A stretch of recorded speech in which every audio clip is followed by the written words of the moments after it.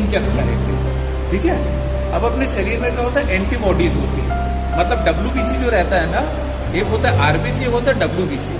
WBC क्या करता है, मतलब अपन समझते हैं, उसमें क्या होता है, जैसे ही कोई भी नई चीज अपने शरीर में आती है वो फट से एक्टिव हो जाता है। जैसे ऐसा समझ लीजिए, यहाँ पर पूरी पुलिस फोर्स है और जैसे कोई देखा बाहर से आदमी आ रहा है, अपन एक्टिव हो जाते हैं ना कि यार घेरा बना हुआ है, कौन आदमी बाहर से आ रहा है। ऐसे ही अपने शरीर में कुछ भी चीज नहीं जाती है तो फटाफट डब्ल्यूबीसी एक्टिव होकर अटैक करता है उस पर। अब जब उस वायरस पर अटैक होता है, दोनों लड़ते हैं, शरीर का टेम्परेचर बढ़ता है और उसी का रिजल्ट क्या होता है, फीवर आ रहा है। तो मैं कह रहा हूँ यदि फीवर आ रहा है बहुत अच्छी चीज है। इसलिए अपने यहाँ तो बच्चे लोग, छोटे बच्चे लोग हैं, जब भी अपन ले आते थे डॉक्टर बोलता था ना ये टीका लगा लो, चिंता मत करिएगा, हो सकता है फीवर है। फीवर क्यों आ रहा है, पोलियो का अपन जो करते हैं, पोलियो खुराक मतलब क्या, या जो भी अपन जो काली खांसी, वुपिंग कफ वगैरह जो भी टीका लगाते हैं, इसका मतलब उस बीमारी को वायरस इंजेक्ट इसलिए करते हैं, लेकिन सीधे वायरस नहीं, बिल्कुल दुर्बल, ताकि अपनी उसमें जो है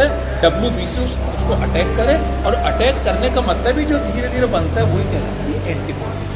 पहली चीज हो गई। अब दूसरी चीज कि इसमें कुछ लोग ये कहेंगे उसको लग गया टीका फिर फीवर आ गया तो बेकार है। शुक्ला जी बताइए, अपन ने देखा कि ये बीमारी तो आपको पता है टीका खोजने में कई बार 8-8, 10-10 साल लग जाते हैं। पोलियो की दवाई आने में पूरा 20 साल लगे हैं, ये तो 1 साल में आपने कर दिया। अब इसमें क्या होता है, एंटीबॉडीज अचानक डेवलप नहीं होती। तो 2 टीके का अपन क्यों कह रहे हैं, पहला टीका लगाया, आपको फीवर आया, इसका मतलब आपके इसमें कोरोना का वायरस गया, डब्ल्यूबीसी को पता चला, अटैक हुआ, लड़ाई हुई, बॉडी का टेम्परेचर बढ़ा, फीवर आया, इसका मतलब डेवलप। 28 दिन तो ये लग जाएंगे। फिर उसके बाद होता है बूस्टर डोज, यानी जो इम्यूनिटी है उसको बूस्ट करना। ओके, अपन ने फिर से दूसरा टीका लगाया। फिर इसके 28 दिन बाद जब आप टेस्ट कराओगे कि एंटीबॉडीज बनी कि नहीं, तब आपको पता चलेगा कितने परसेंट बना। अभी वैक्सीन में कितनी है, एक वैक्सीन है मतलब 70% तक कारगर है, 100 में से 70 लोगों में रोकेगा। हो सकता है वो अपन ना हो, इसलिए आगे हो सकता है ऐसा करें कि आप खुद कराएं, सरकार की तरफ से अपन टेस्ट कराएं एंटीबॉडीज नहीं बनी, हो सकता है फिर से लगे।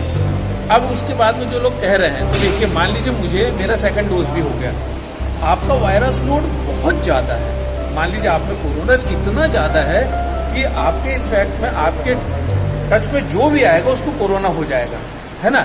मैं वैक्सीन लगा चुका हूँ, तो मुझे क्या होगा, मान लीजिए कभी हुआ तो इतना माइल्ड होगा कि जो लंग्स इन्फेक्शन जिसके कारण डेथ हो रही है वो नहीं होगा, हल्की से सर्दी जुकाम हुआ, फीवर भी नहीं आएगा।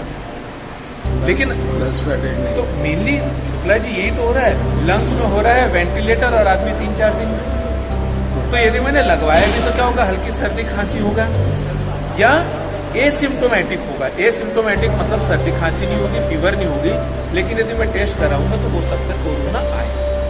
इतना बड़ा आपको, यानी आपकी जान जो बच रही है और उसके बाद यदि कोरोना हो रहा है तो अपने को ये निगेटिविटी लोगों की हटानी है। जैसे सर ने कहा ना कि हम जागे कुछ नहीं, जो सोया उसको भी जगाओ। और ये सबसे बड़ी चीज क्या है, जैसे शुक्ला जी आप देखिए हमारे कितनी बातचीत होती है, इनके सुझाव, उस समय इनका सहयोग था, डेढ़गे जी का, आपके वहां पर अपन गए, कितना लोगों ने सहयोग किया, जब जाके कंट्रोल हुआ।